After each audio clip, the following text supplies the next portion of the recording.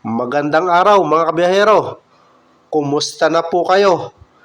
Ngayong araw na to ay magdi-DIY tayo ng preparasyon para sa instalasyon ng kuryente ng isang bahay. Paano nga ba ito ginagawa ng ligtas at ano-ano bang materyales ang dapat nating gamitin? Tara mga kabiyahero, samahan niyo po ako.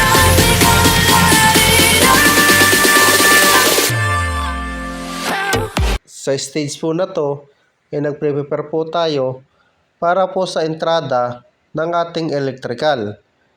Gumamit nga pala po tayo dito ng PVC na media at entrance cap na media. Ang laki naman po ng wire natin ginamit dito ay number 9. Sapat lang po ito para sa isang maliit na bahay. Safe na po yan.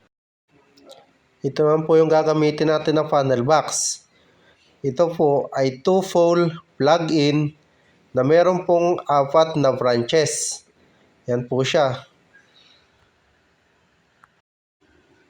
Ito po ilalagay natin ng maayos sa ating inihandang lalagyan niya. Ayan, kung makikita po ninyo, secure na secure siya. Pagkatapos po, dyan sa butas na yan, dyan po natin isusuot yung PVC para sa ating entrada. Ayan po, medyo mahirap talaga at medyo makapal po kasi yung ating nabiling panel box. Yan po, dyan natin isusuot yan. Yan, papaganyan po. Yan, para saka po natin siya secured. Para safe po siya.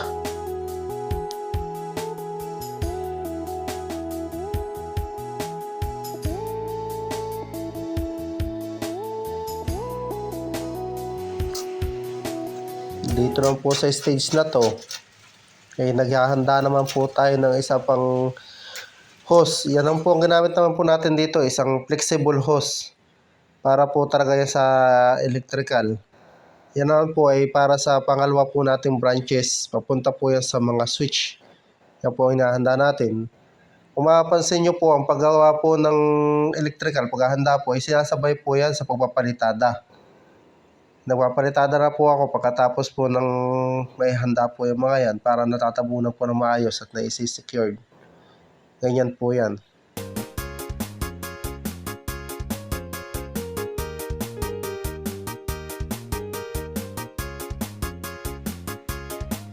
Dito naman po sa stage na to, ay nakakabit naman po tayo ng isa pa pong hose pababa, isa pong flexible hose pababa, para naman po yan sa mga outlet.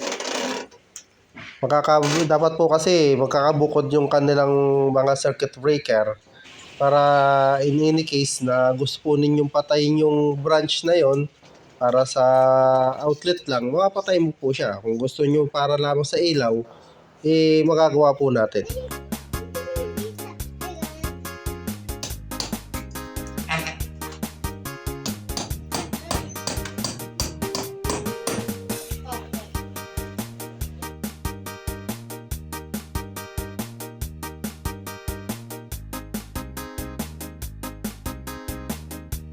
Sa stage na po na to, naglalagay na po tayo ng utility box. Yung nakikita nyo po maliit na box na yan, ang tawag po dyan ay utility box para po yan sa mga outlet.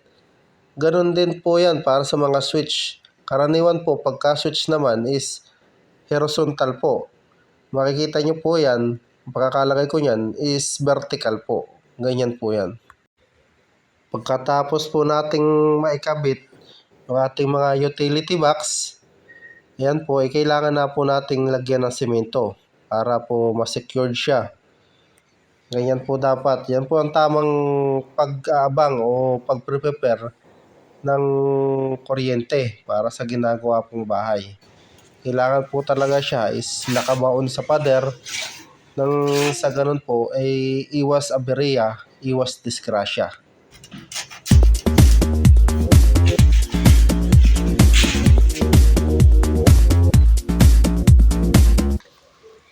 Ito po ay isa pa rin pong utility box para po sa outlet. Naglagay po tayo ng multiple outlet para sa mga designated area na meron pong appliances or mga device para maiwasan po natin yung octopus connection. Kadalasan po kasi yung octopus connection ay nagkukos po ng overheating na nagiging sanhi naman po ng sunog. Kaya kung maglalagay po kayo ng mag-installation po kayo ng bahay, kailangan po kung saan kayo mayroong mga appliances, maglagay din po kayo ng isang outlet para dun po. Para mas safe po naman siya. Ganun po yun mga kabiyahero. Paano po mga kabiyahero? Hanggang dito na lamang po yung ating munting tutorial. Sana po may natutunan po kayo. Kung meron lang po kayong katanungan tungkol sa video po natin ngayon, i-comment nyo na lang po sa baba at pipilitin po natin yung masagot.